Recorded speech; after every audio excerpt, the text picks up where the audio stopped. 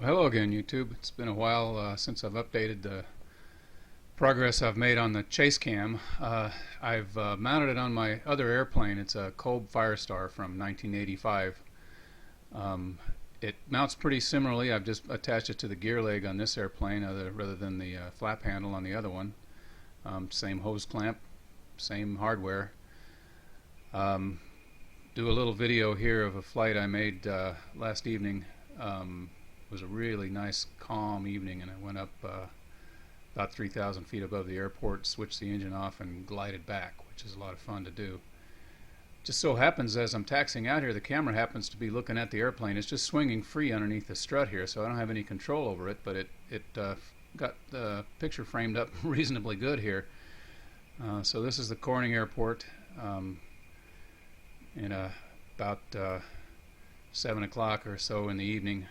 It was a hot day. It was 100 degrees today, but it was starting to cool off by this time.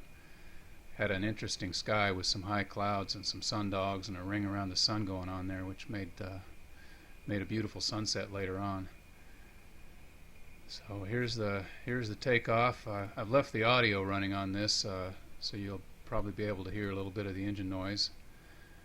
The airplane gets off the ground pretty well. It's just a Rotax 377, but it's built light, and it's as much power as you'd ever need. It really can't see the reason to put a bigger engine on an airplane like this. If you keep it light, it flies good. So now we're up at altitude here. I'm gonna run the camera out on the monofilament, and so we're seeing the airplane from a distance here. I put it out, so I think I've got it marked out at about 15 feet. It frames the other airplane pretty well. This one I probably could have run it back another 5 feet or so. Unfortunately, you don't have any way of seeing the video while you're doing this, so it's trial and error, but it's usable. One thing I was pleased about is it's still pretty smooth. This is the same camera. I really haven't made any advances in terms of the design. It's the same one that you saw in the previous videos. So here I am at 3,000 feet, and I've just switched off the engine a little ways west of the field. Got about a 500 foot a minute sink rate. I'm 3,000 feet up, so I've got about 6 minutes to play around here as a glider, and it's really great to do this. It's quiet, you get no vibration. It's just a very different feel. It's also just good practice to learn how your airplane glides, because flying around with two-stroke engines, or for that matter any aircraft engine, has a propensity to quit. The two-strokes do it a little more often, so it's good practice to learn how to fly it as a glider, and it flies perfectly well. Probably getting about a 7 or 8 to 1 glide ratio with this airplane. It's not really made as a glider, short wings and no fairings on anything, but it's still, 6 minutes of gliding time seems like a lot more than that when you're actually in the air. So I was doing some sort of mild wing overs here and a few little whifferdills to just kind of enjoy the smooth air.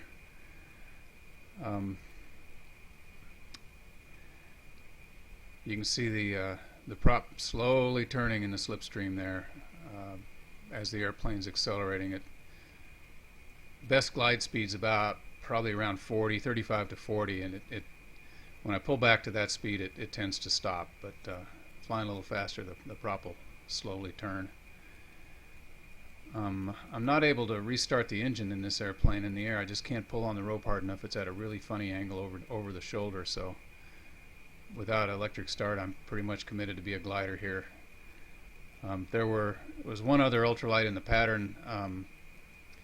There's a taxiway, and there's also some big fields next to the airport, so there's options if I had to land. If I was conflicting traffic, it didn't feel like there was a problem of being able to get the airplane safely on the ground. The other ultralight didn't have radio, so I wasn't able to communicate my intentions, but with only one other airplane in the pattern, it wasn't that crowded. I took a few sailplane lessons a few years ago, and well, it's many years ago now, but one of the really useful things I learned was the idea of a key point, which is a point in the pattern, usually downwind to beam the windsock or midfield, where you try to hit a certain altitude. Sailplane a certain airspeed, ultralight the airspeed's not, they don't change that much, but basically that puts you in a good position to make the rest of the approach. I found with this airplane it's about 1,000 feet above ground, downwind, midfield. sets you up pretty nice for going on into make a normal approach to landing as a glider. And that's a useful thing to know, because it gives you a checkpoint that is far enough away from the airport, puts you in a good spot.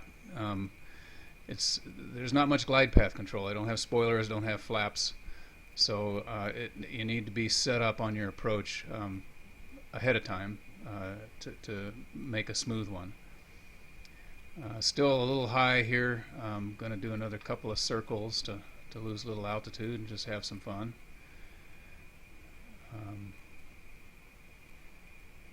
Just a beautiful evening to be out flying. The camera's smoother now. I think maybe the the slipstream as a glider, it's no prop blast, so there's less vibration going on for the camera.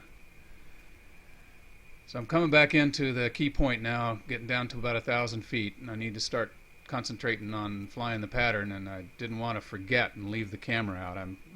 It's out of sight, out of mind, and if you come in with the camera back there, it's going to drag along the runway and it probably won't end well. So I pull it back in as I enter the pattern here, so I don't have to think about it anymore. And I can focus on flying the approach. So I'm now about 1,000 feet midfield on downwind. I'm going to go ahead and just let this run out. My idea with trying to get in on the runway, again, because I don't have electric start, I wanted to coast to the first turnoff, so I'm not blocking the runway or having to push the airplane off the runway, so I can get off onto the taxiway to restart. As you'll see in the video, I just barely made it. My tail was just clear of the runway. There wasn't any other traffic, but it was a good thing to try for. So we'll let this run.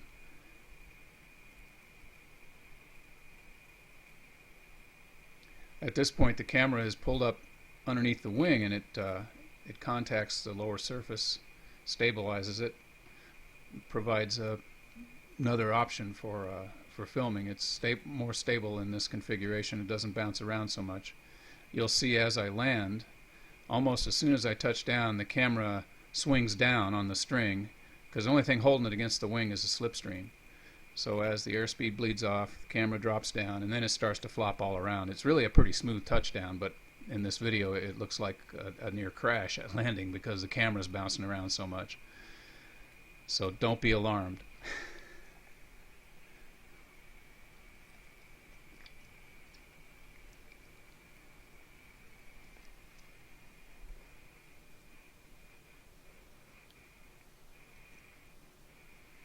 Alright, so we're on the ground. I was a little short and a little slow, but I'm going to just make it to the turnoff here.